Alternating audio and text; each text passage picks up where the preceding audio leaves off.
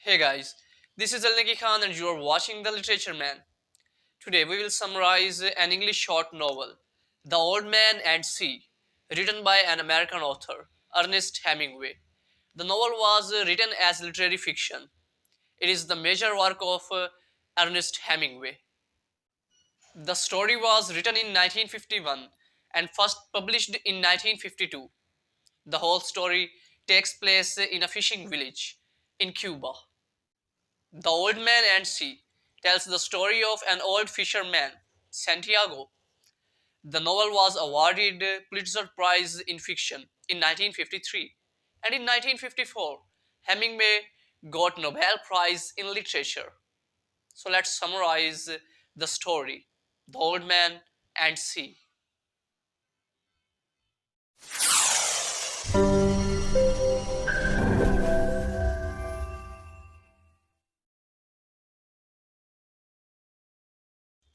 So guys, The Old Man and the Sea is a novella. सबसे पहले मैं आपको बताता चलूं that a short novel or a long short story is called novella. The Old Man and the Sea is a novella written by Ernest Hemingway. Now, we come towards characters.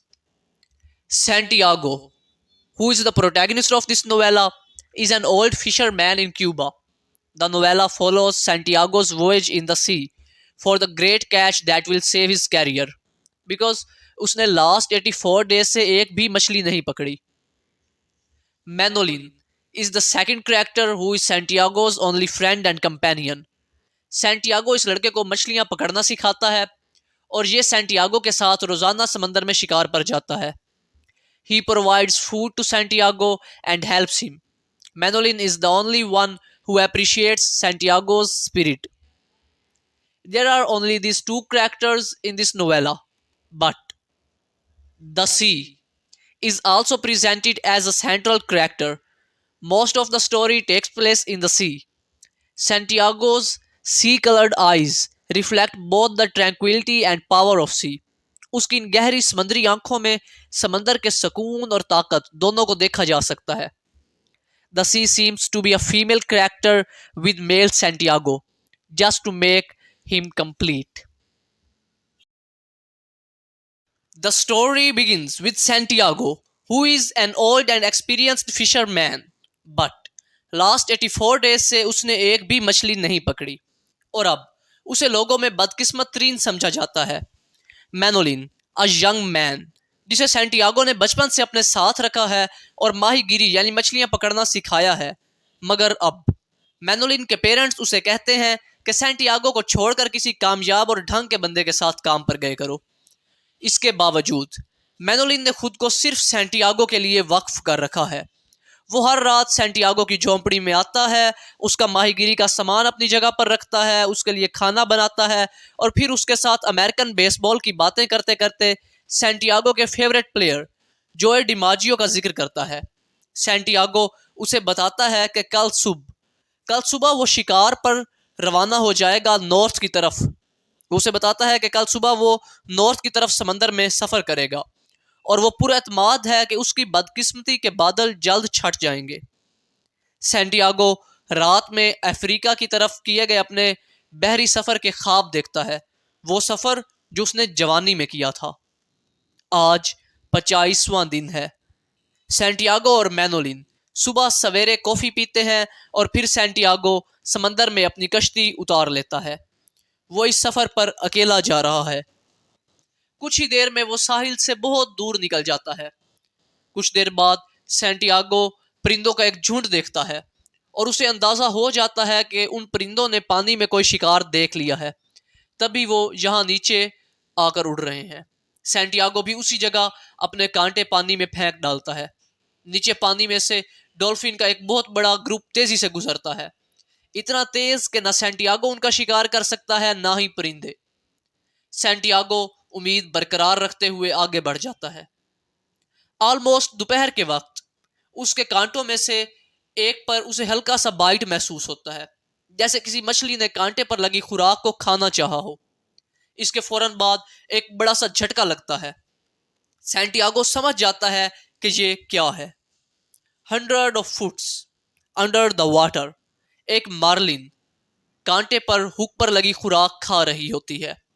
ہک پر محسوس ہونے والے جھٹکے سے سینٹیاگو سمجھ جاتا ہے کہ یہ کوئی بہت بڑی مچھلی ہے۔ ابھی تک مچھلی کانٹے میں پھنسی نہیں ہوتی۔ Santiago speaks loudly.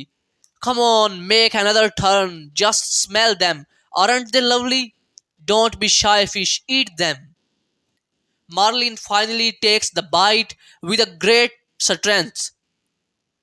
جیسے ہی مارلن ہک کو نگلتی ہے، سینٹیاگو مچھلی کو فوراً سطح پر لانے کی کوشش کرتا ہے، مگر مچھلی بڑی ہوتی ہے اور وہ سینٹیاگو اور اس کی ہک کو کھینچتی ہے، جس سے بوٹ کو کھینچ کر اپنے ساتھ لے جاتی ہے۔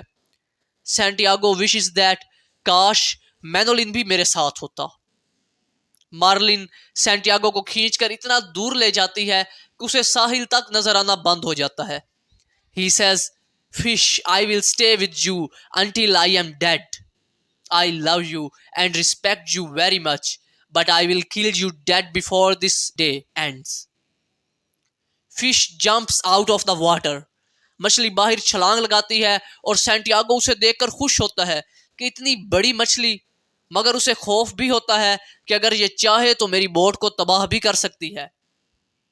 As sun sets.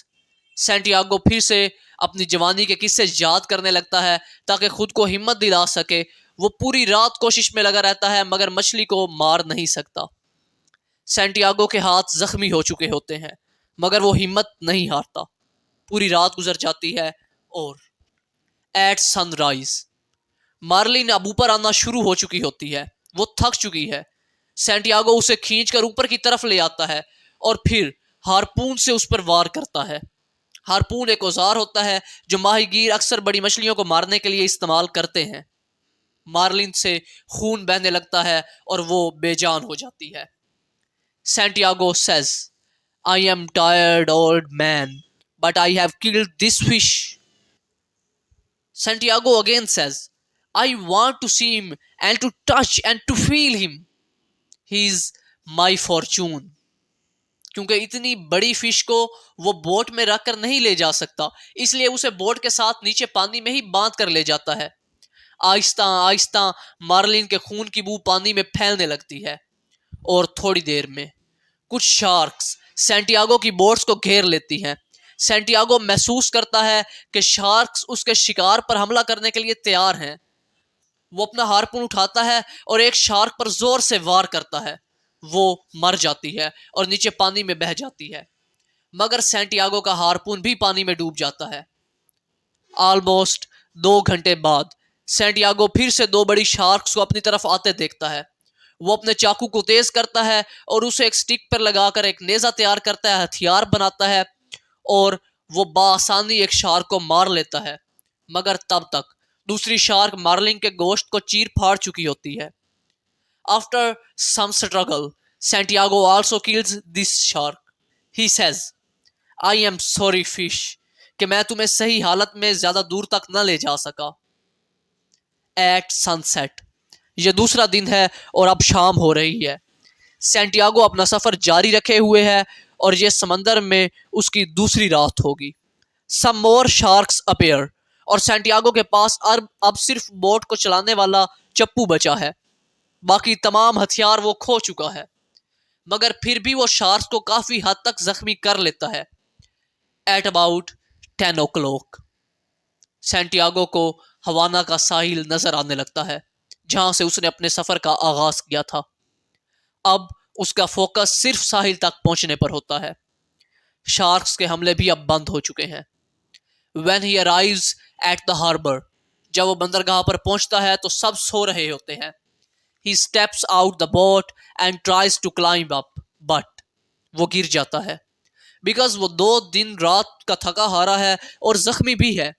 وہ بمشکل اپنا سامان اٹھا کر اپنی جھونپڑی تک لے جاتا ہے اور فوراً سو جاتا ہے۔